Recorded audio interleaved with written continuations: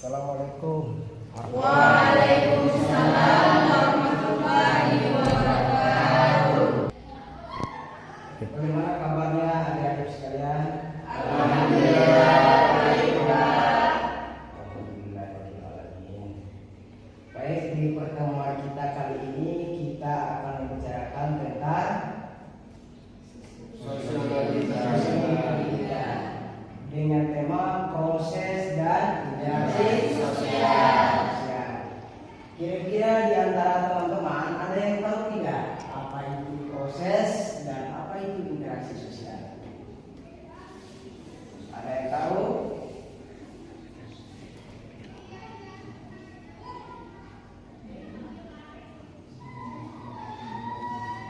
Baik, kalau belum ada, jadi proses itu adalah cara individu atau kelompok bertindak untuk mencapai tujuan.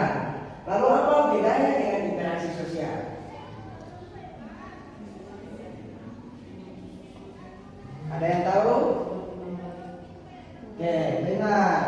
Interaksi sosial adalah hubungan timbal balik antara individu dengan individu, individu dengan kelompok, kelompok dengan kelompok. Baik. Kalau di dalam dunia pendidikan, apa yang disebut sebagai interaksi sosial dalam dunia pendidikan? Yang pertama harus lihat satu dan bahwa interaksi sosial adalah hubungan timbal balik antara individu. Kalau dikontekskan dalam dunia pendidikan berarti antara guru dengan murid, murid dengan murid, guru dengan guru, bahkan guru dengan pimpinan. Oke, lanjut.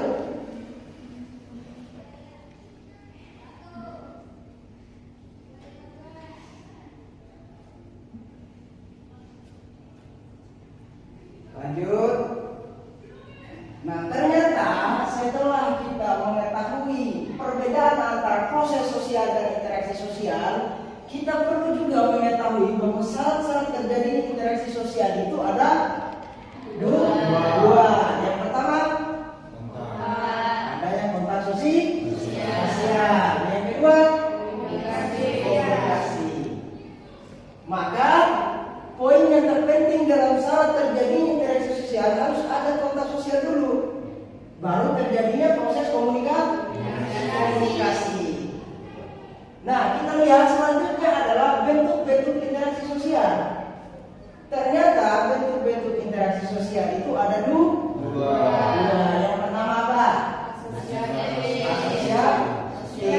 Asosiatif itu apa? Bentuk interaksi sosial yang pertama yang bersifat asosiatif itu berupa apa? Yaitu salah satu hal yang dilakukan oleh individu atau kelompok yang mengarah pada satu tujuan kerjasama.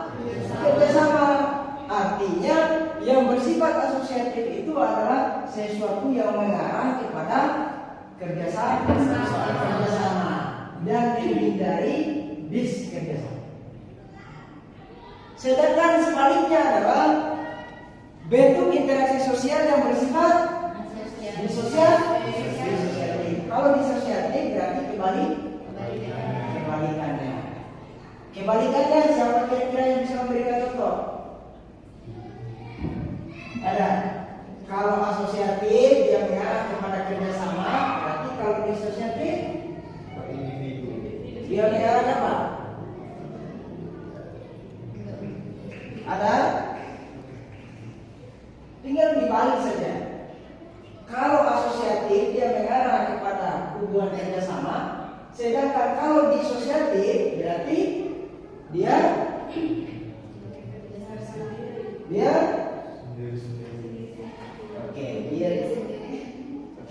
kalau hubungan yang berbentuk disosiatif itu akan berujung pada sebuah pertentangan, perpecahan, pertikaian. Lawan kerjasama kan begitu. Oke, kembali ke tadi bahwa hubungan yang bersifat asosiatif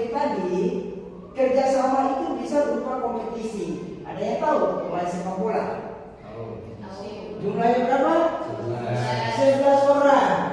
11 orang kalau tidak melakukan kerjasama, maka sudah dipastikan dalam sebuah pertandingan akan mengalami kekalahan.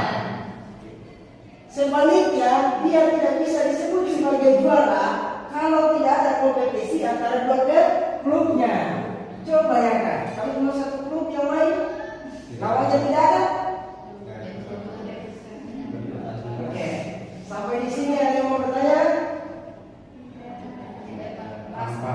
Baik, saya kira cukup sekian pertemuan kita hari ini. Lebih dan kurang, mohon maaf. Akhiri dengan ucapan billahi taufiq wal hidayah. Wassalamualaikum warahmatullahi wabarakatuh. Waalaikumsalam.